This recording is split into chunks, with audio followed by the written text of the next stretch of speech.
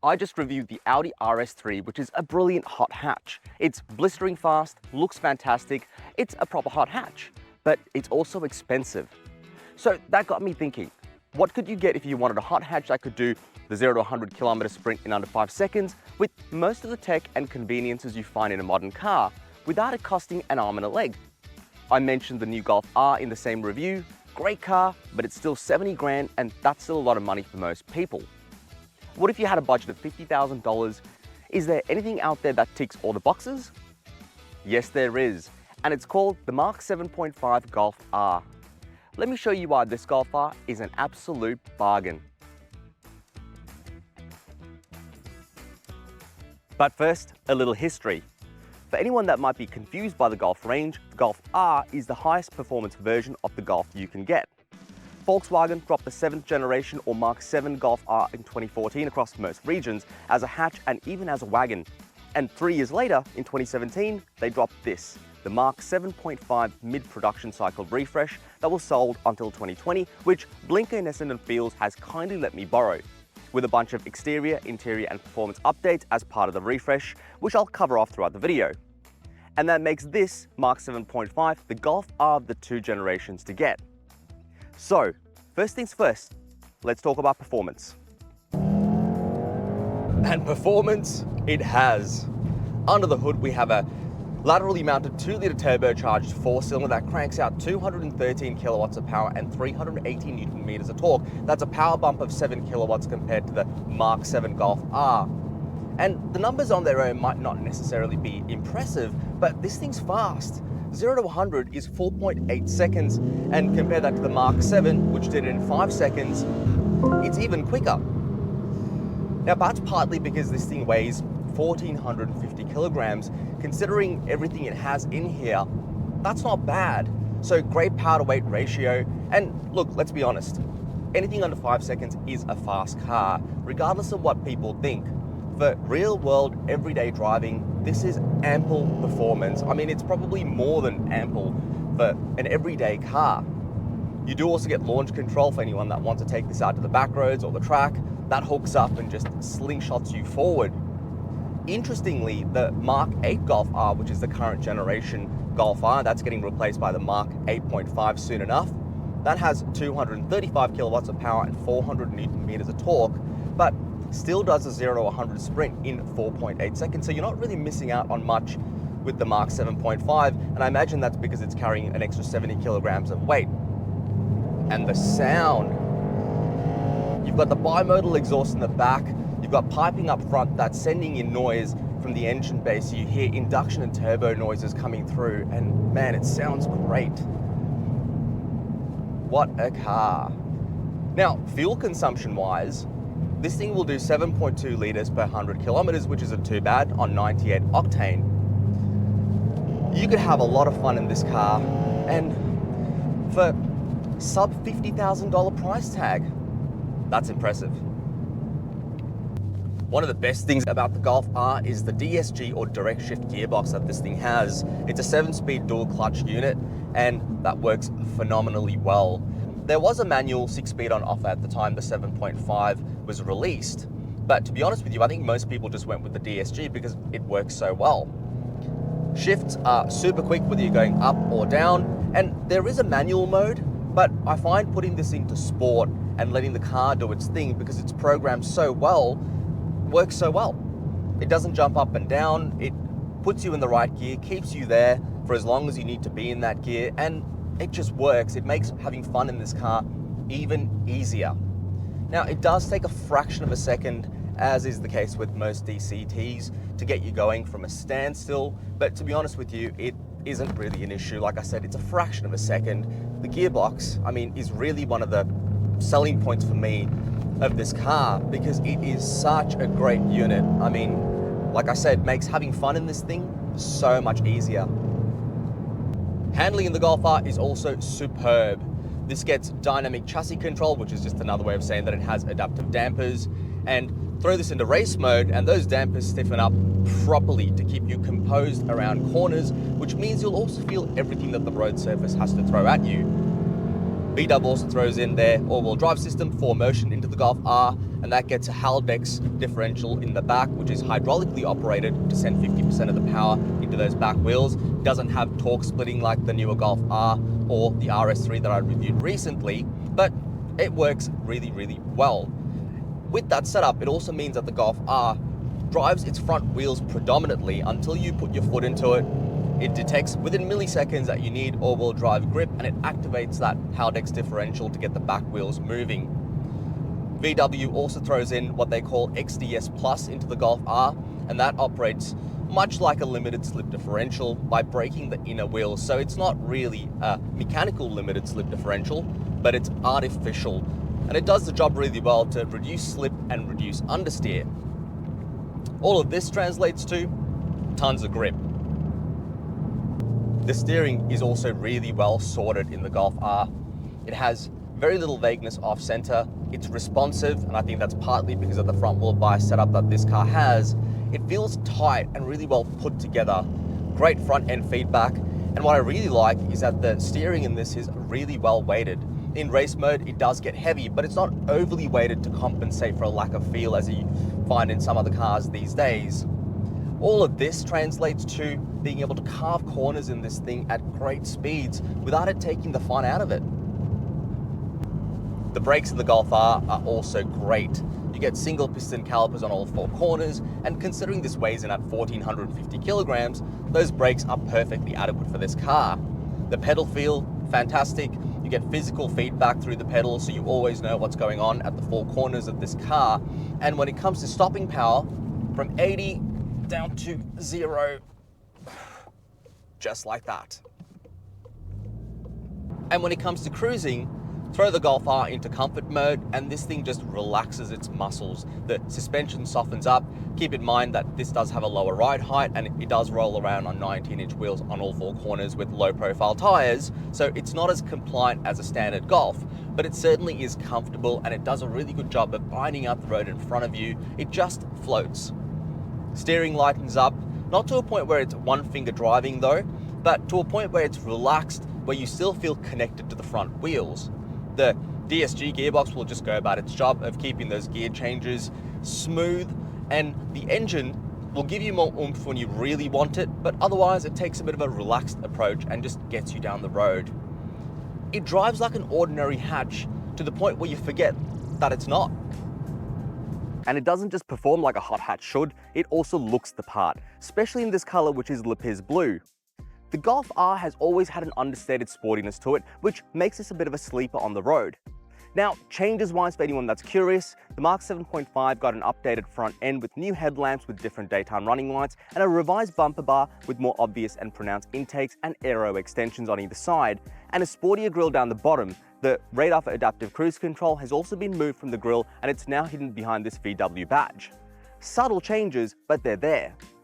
The Mark 7.5 rocks these very stylish 19-inch wheels on its corners compared to the not-so-stylish 19-inch wheels on the Mark 7, which look massive on this little hatch, along with side skirts with extensions that tie the front and back ends together, which the Mark 7 didn't get.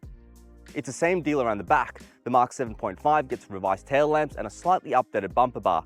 The main reason the rear end looks sporty though is because of this updated diffuser that still wraps around a quad-tipped exhaust system that sounds like this.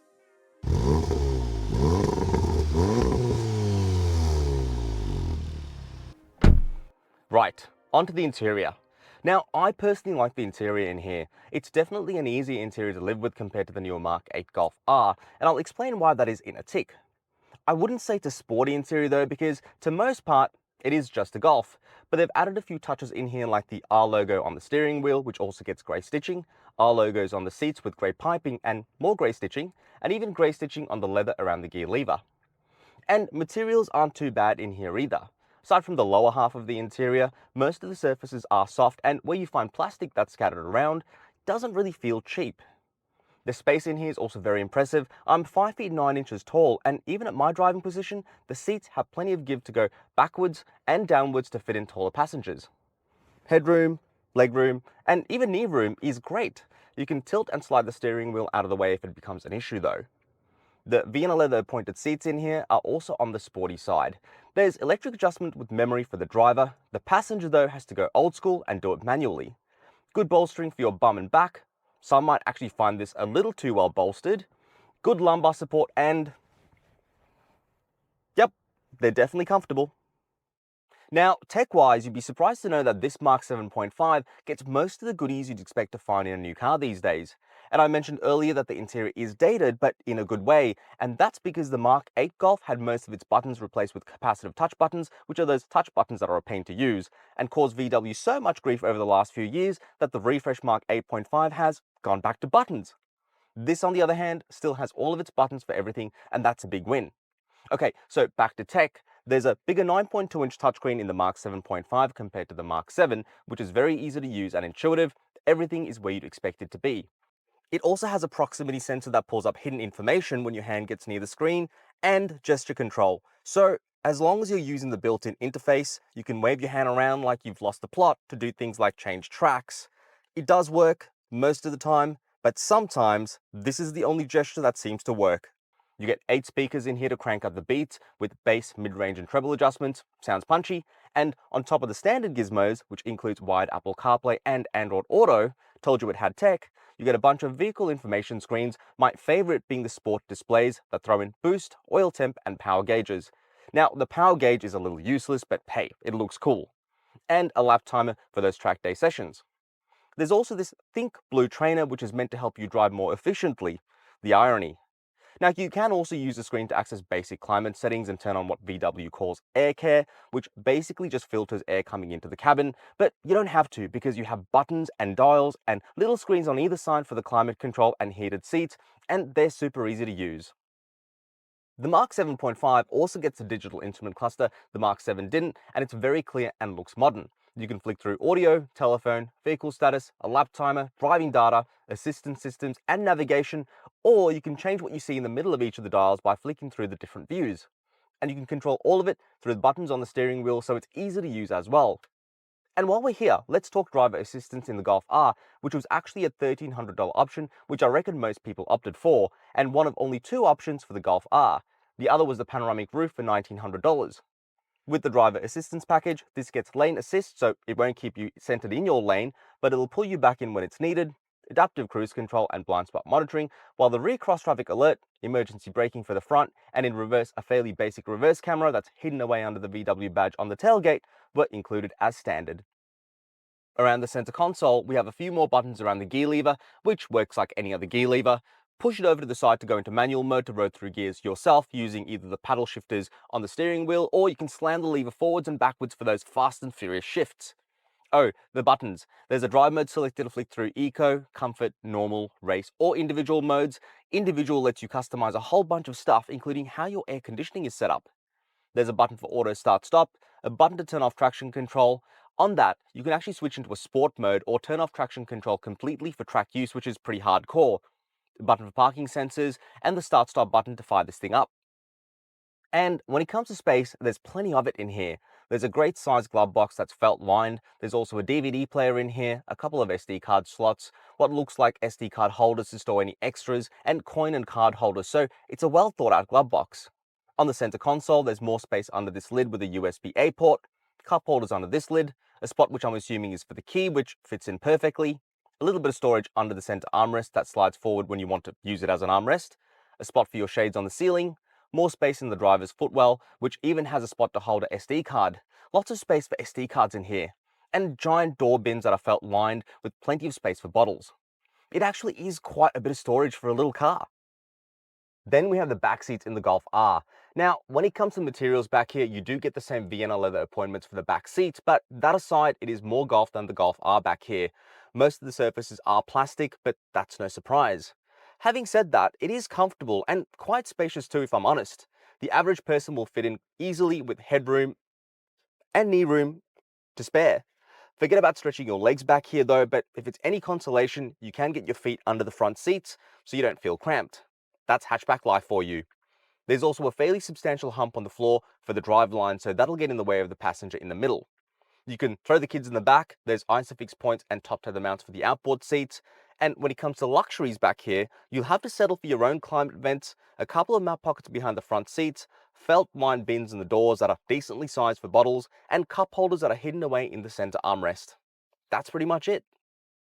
Continuing on the theme of space in the Golf R, the latch to get into the cargo area is actually the VW badge back here, which, like I mentioned, also doubles up as the reverse camera. Just push the top in, pull the badge, and pop the tailgate. Now, once you're in, you'll find a healthy 343 litres of space, a pass-through which is built into the seats for longer items that you'll need to open from the inside, and you can drop the 60-40 split rear seats, again, from the inside to increase space back here to 1,233 litres. There's also a bit more space under the floor to throw in smaller items, which stays in place thanks to these latches on either side that the Audi RS3 had as well, clearly out of the same parts bin. So now that I've shown you around, let me explain why the Mark 7.5 Golf R is value for money. Yes, there's the performance this little hatch offers. It's quick, it handles well, it sounds great. If you watched my review of the Audi RS3, that would have been déjà vu. And for anyone that wants even more performance, you can slap on a tune and a few bolt-ons to give a decent bump to the numbers. Performance aside though, it's also fairly well equipped like I've shown you. You get a great infotainment system, a digital dash, and safety tech that's up to snuff. The Golf R is also quite reliable. Surprisingly, the Mark 7.5 has had very few reported issues to deal with to date. The main issue is with the failure of the plastic thermostat housing, which most people seem to replace with an aftermarket thermostat made of metal, which won't cost a whole lot and fixes the problem. Aside from this, there have been other random issues like sticking bonnet latches, issues with the DCT transmission, or the Haldex differential, which is caused more often than not by poor maintenance, but none of these are common problems with the Golf R. And most importantly, there's the price. Right now, at this very moment, there are exactly 167 Mark 7.5 Golf Rs for sale in Australia, and I bet, regardless of where you are in the world, there'll be plenty to choose from. This particular Golf R is currently for sale at Blinker in Essendon Fields for a touch under 42 grand, for a car that gets to 100 clicks in 4.8 seconds, goes around corners like it's on rails, and has everything I've shown you. And the best thing about buying from Blinker is that viewers of the channel get a 3-year warranty on top of whatever the leftover factory warranty is. This car then is a no-brainer. I mean, how could you not buy one of these Golf Rs? It's a hot hatch bargain.